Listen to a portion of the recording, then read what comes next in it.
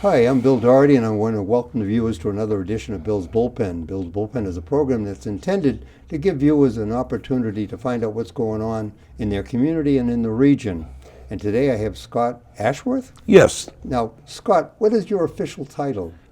I am the athletic director and head boys basketball coach at Bourne High School, Well, of course, as well as a teacher too.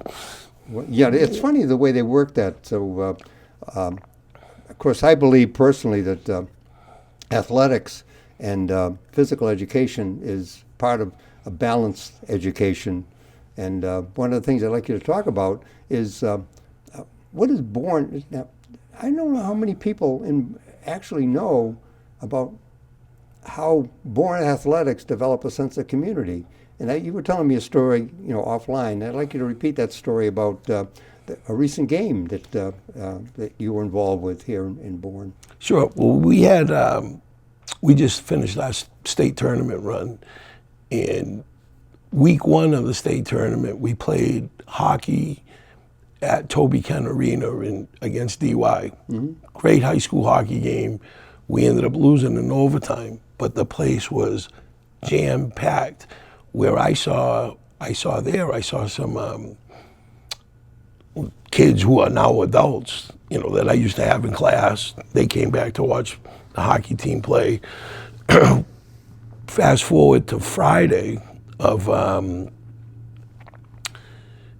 week one of the tournament, mm-hmm. We played Whittier Tech at home. Now Whittier, I scouted them on the Wednesday. They're out from Haverhill. Oh yeah. So they traveled with some people, but the gym was jam-packed again, and 3/4 of it was, from the town of Bourne and alumni. The next night, on Saturday night, the girls played Hamilton Wenham, and it was the same thing. So I've been on like a tour of well, you've been homecomings. From the North Shore to the South Shore. Oh, we've been all over, and all yeah. Points in between. And, that I don't think people appreciate. I find a little bit of this out. One of my sons was a wrestler, and we would travel all over and play not only public schools but also private schools, and you get that sense of bringing not so much the kids but the parents. Okay, I have this memory of this one mother, and of course. My wife was doing the same thing, sort of looking around the corner as they were bridging. If you remember sure. wrestling, and the end of it, you didn't want either team to lose, okay, but you did want your team to win. Sure. That sure. type of thing. But so you've talked a little bit about how you've seen people from that you used to have in class and see their kids getting involved, and. What type of support do you get within the school department with regard to how important athletics are as a contribution to what I'd call a balanced education? Well, I think Dr. Joe, Dr. Starkey, Mr. Geist in the business department, as well as Mrs. Setner, is our principal, is probably our number one fan. Mm-hmm. She's, I call her Mrs. Social Media. She'll take the pictures and Twitter. And as we were coming out of the tunnel, I almost tripped over her. She wanted to get the kids coming out of the tunnel to post it on.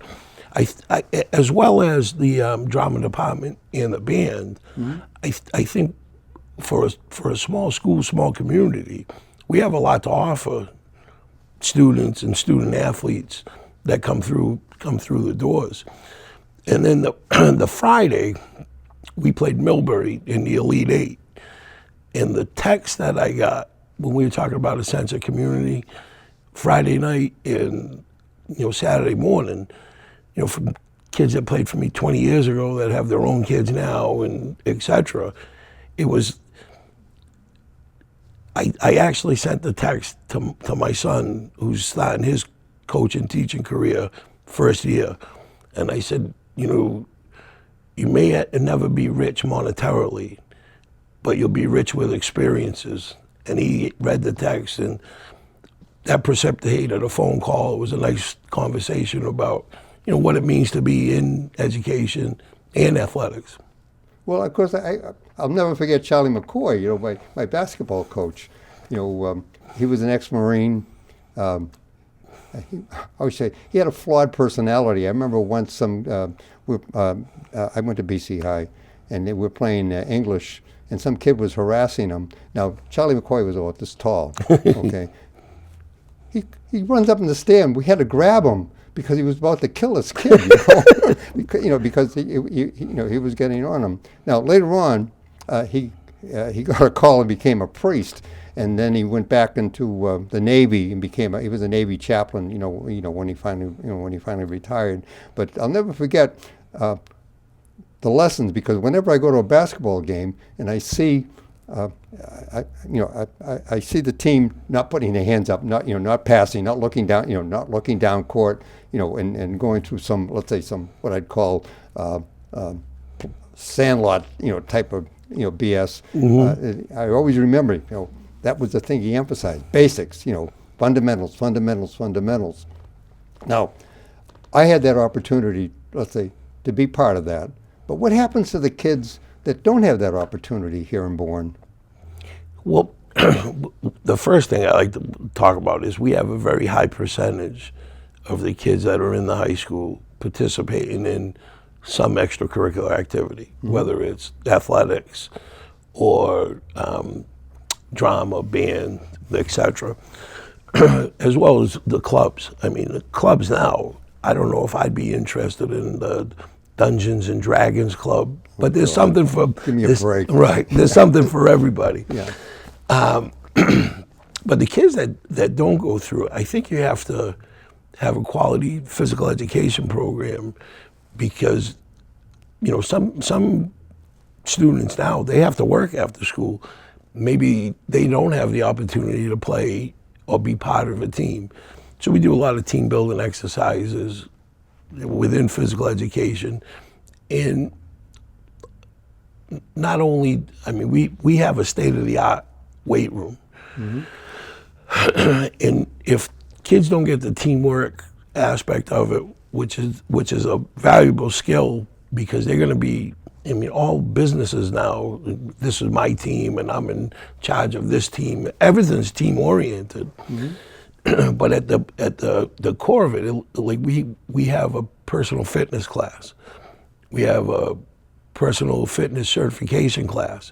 And those students at least will know how to take care of themselves, strong mind and a strong body, and hopefully be, productive citizens when they leave us. Well, I think that this culture, with all of its piety about what are we going to do about obesity, loses sight of the fact that reinforcing the lessons that the kids get in high school and having parents support those kinds of programs is the way to get the kid from behind the Xbox and get them outside and doing the stuff that that will maintain a healthy a lifestyle. Sure. But there's also this business about what sport do we encourage kids to, let's say, to take up that would be their individual sport. I noticed there are team sports that sort of carry over into individual activity, like tennis. Mm-hmm. Okay, but there are other things. What other kinds of programs are available? So to direct kids, to find out more about that. Well, our tracks in cross country, it is a team, mm-hmm. but I call it the individual team. Okay. Because a lot of times you're competing against yourself for personal records, and it's when the state tournament comes, it's not like the Bourne High School track team as a whole moves on. It's more individualized. The best high jumper gets to compete at the state level. The best sprinter, mm-hmm. Like that. Yeah, one of my sons was a wrestler, and they did when we were living in Harwich. they didn't have a wrestling team at Harwich High School, so he was wrestling for the Tech, over at Cape Tech down in Harwich.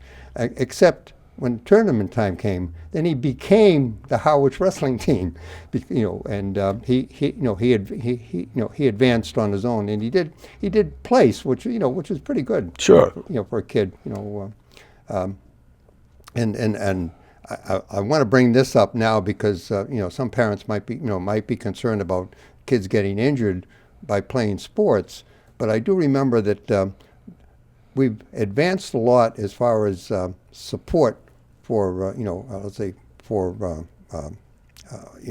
problems that might arise out of that, and I know that no one is more concerned about what I'd call healthy activities than the director. Than the athletic director. Sure. So maybe you should speak to that a little bit. Well, there's been a lot of initiatives placed by the state with concussion and return to plays, where nobody's going to get return to play from a head injury until they go through a 5-step process to get back. The biggest thing, and I tell all. I've had kids that played for me that, listen, this doesn't make as much difference to me as when you're 25 and you come back and we go have lunch. I'd like to be able to have a conversation with you. So if you miss a game now because you're not fully recovered from it, in the long run, that's going to be better for you. And it's just having candid conversations with student athletes, because I remember, it seems like it was an eternity ago, but as a high school and college player, I missed one game in my career. I got a elbow and they wouldn't let me play with stitches. What sport was it? Basketball. Basketball. And so they wouldn't let me play because I had live stitches. I said, well, cover them, what's the big deal? Where'd you go to school? I liked college. I went to a couple. So did I. Yeah. Which one did you end up with? I graduated from Bridgewater State. Okay. My freshman year, I went to St. Anselm College in I know where it is. Yeah, in New Hampshire. Yeah. So I played there for a year, and then 3 years at Bridgewater State. And then I was in the push and pull when I got out of college of, am I still going to chase and play overseas? I'm of Portuguese descent. I could have played in Portugal. And then I said, it might be time to start a career. But the career's We all grow up at different times. And so, yeah, so I figured at 22, it might have been time to grow up. I wasn't getting any taller at that age. So, and then I've been coaching ever since. Okay. Now, where have you coached? I started coaching at Fairhaven. I was a long-term sub, and then I started in Bourne in January of '92. Wow. And I've been here since. Almost 30 years. Yeah. Wow. Well, I think it was 30. 92 to, this is 2023. Yeah, Okay, 31, 30. You're getting up there, kid. Yeah. Yeah. Yeah, not a kid anymore. Yeah, who is? Right. But it's been a great experience for me. There's a whole bunch of continuity that comes from having, let's say a coach that's been there for a long time, because that's a touchstone for a lot of kids as they grow up, that they can go back. My mother had a basketball coach, Miss Brown, and my job when I was growing up was I would take a box of chocolates to wherever Miss Brown was living, and my mother wouldn't go. She'd send me. And I would come back and have to give a report. How did she look? How did she feel? and all of that. So, I grew up with that tradition of having that contact. And ironically, it was the basketball coach. Yeah. My mother was a student athlete in high school. She was a catcher on the softball team and played basketball. And she also played boys hockey. And my uncles tell the story about how she got in a fist fight with somebody, one time. My mother was only about this high, So my mother. And I said, what happened? She said, she beat the shit out of him. So I said, uh-oh. No, of course, I never mess with my mother. Of course not. Because, and that's one, I think that's one of the things you learn about sportsmanship is that you don't take advantage of people that, let's say, that you can bully, because you know you're all on an equal plane. When you get on there, everything is equal, and you show what you got, through your play, and not through your trash talk. Right. Yeah. That's one thing I've always tried to instill in our teams, and in the teams that I coach in particular, is you can do a lot of things. Somebody made the rules of how to play basketball. I'm not going to be the one to break them. So play right, share the ball, and keep your mouth closed, and let's just go play. As I recall from my own coach, it was play the ball. Play the ball. Keep your eye on the ball. Not on the on fouling somebody to get them to stop, because that means you're not really on the ball. You're at least that's what I recall. Sure. And I think, like, if you watch our club play this winter, it's a pretty old school approach to the new way of playing. And we get the ball up and down the floor. If somebody's ahead of you, open, the ball went up. It was just, I'm really bummed out that it's over. Like, this was a lot of fun. And you should be. Yeah. It was a lot of fun. Yeah. And then after yesterday's game, the team that beat us played our arch rival, and it wasn't much of a ball game. I feel bad for those kids because they played great Friday. Everybody has one game in them. Okay. Yeah. Okay. And sometimes, it's only one game, but at least I remember this one swimming coach was talking to the team years ago, and he was saying to the kids, "Okay, we've had a lousy season, but each one of you should look at, am I doing better today than I did the last time I played?" And I thought that was a hell of a way to let's say, to incentivize kids about maybe it isn't so much that you're not able to succeed, because I know that with one of my son's Little League coaches, the first year that he played, they lost every game, but every kid played. The next year they won every game, and they wanted to see the birth certificates on my son who was pitching, because he had a hell of a fastball, Yeah. So it was very intimidating. So the thing is that you have to learn how to play the game, right? That's it's all about fundamentals, right? Fundamentals, and I always tell it, like, we never talk about winning, and I think it's come across to a lot of the coaches in our department. I end every pregame speech with, hopefully we have the strength to play close to our potential and be successful. Because success can be measured in a lot of different ways. The COVID year, 2 years ago, when my seniors were sophomores, we were 0-11. And we were better at the end of the season than we were when we started. Of course. But I thought that was adversity. I think is a great learning tool. We all know why we fail, but we don't know always why we succeed. Because you point to it. Well, you were successful. Well, how did that happen?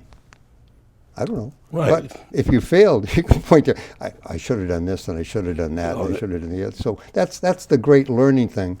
I remember coaching kids in something called Junior Achievement years ago. It was, to teach kids about business principles. And every group that I advised that made money couldn't tell you at the end as to why, but every group that didn't make money, that lost money, absolutely knew why.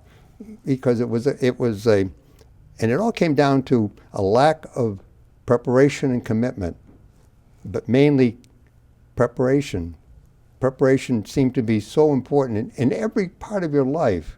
And I think that you could speak a little bit about how do you motivate your kids to do that preparation, because it's not just what they prepare together, but how they prepare themselves.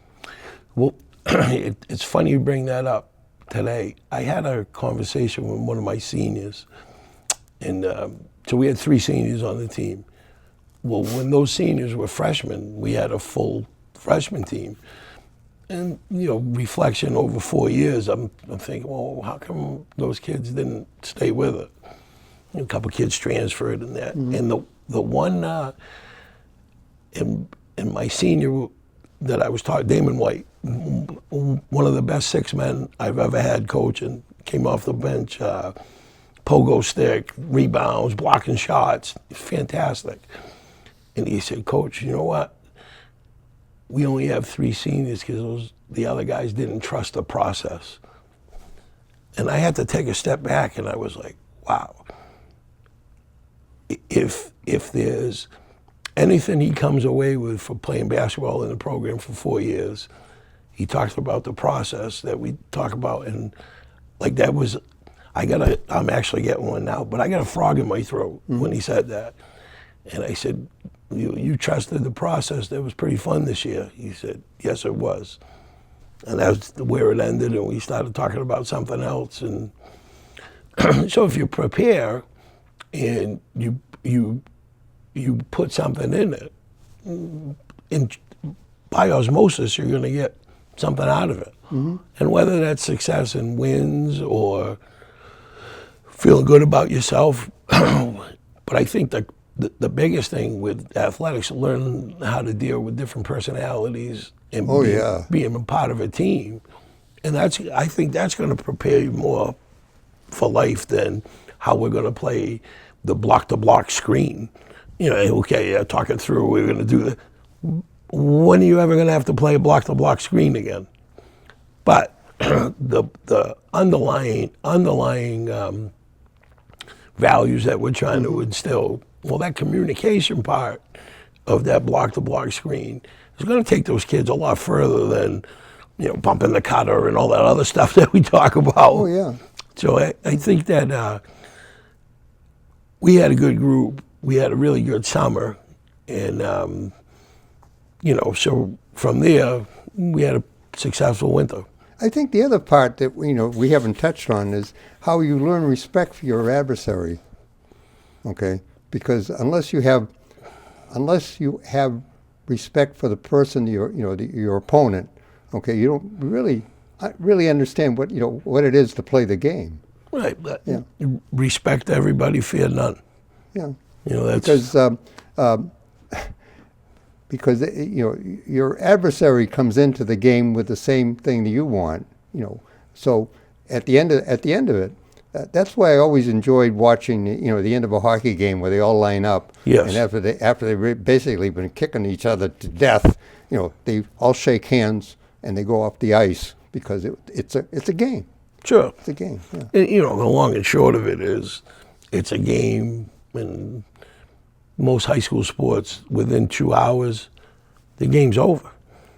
So after that, I have a lot of our kids are friends with other student athletes from other towns and that, and you compete for that hour and a half, and then be kids and be friends again. Yeah, I was in CYO boxing, when I was a kid, and that was one thing you learn. While you're in the ring, okay, you're there. You know why you're there, but afterwards, you're the only ones. You and your opponent are the only ones that know what was going on. Right. I saw that when my son was wrestling. He was. Nobody really knows what was happening between those two kids when they were on the mat, but they did, and they're it's like only your enemy really knows, and you know what you went through, when you were opposing each other. So you have more in common than you do with somebody that doesn't have that shared experience. Correct. Now I got to believe that that's something that that you get across as as in your coaching, that you're doing that. We're actually getting closer to the end of this, believe it or not. Okay. But I want to talk a little bit about what support are you getting from the town with regard to the programs that you're running. The town's been fantastic. We have a rich rich tradition here. I'm very thankful to be part of it and be part of it as a coach when I started, now as an administrator. And like I said, people came out to support the kids that I hadn't seen in years. And it was, what brings you here? I still bleed purple. That's really a good thing to be part of. I mean, we've had volleyball teams go far, football team, and then like Main Street in Buzzards Bay has always been like a parade. Coming back from the game, win or lose in the big game, state finals, etc. It's like a parking lot. And then we go through, and the fire engines and the police, and there's a big sense of community in the town of Bourne, filtered through athletics. Well, the only problem that I have with you is because I went to BC, and purple is the big, a big competitor, holy cross. but other than that, I think it's been wonderful that you've been able to come, Scott, to talk about what I'd call the significant contribution that athletics make to the community, not only for the kids, but for the community as a whole.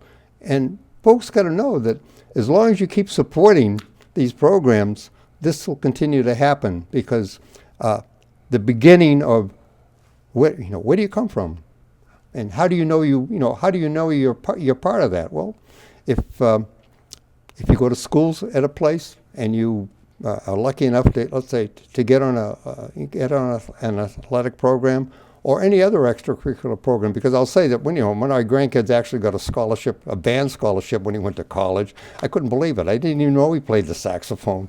But so all of these can lead to what I'd call an opportunity to continue your education and also pick up, let's say, an experience that'll last you the rest of your life. And it only happens if the community continues to support it. So, Scott, thank you very much for coming, and I want to thank the viewers. And by the way, how do people find out about what's going on in Bourne Athletics? All schedules are on Arbor Alive, ArborAlive.com. Yeah. You just click on Bourne, and everything will come up. But I Click also on Bourne, and then whatever sport you'd like. And then can they actually watch Bourne sports on TV? Well, one thing that, talking about community, this year Bourne Community Television has, they've done hockey games, girls basketball games, girls hockey. I'm sure next year when football starts, we'll be doing that. And you can look on the local cable access channel. And this is the local cable access. See, Bourne TV is there to show you what's going on. So take your time to do that. And Scott, thank you very much for coming and being part of this. You've been watching a production of Bourne TV. Thank you very much for watching.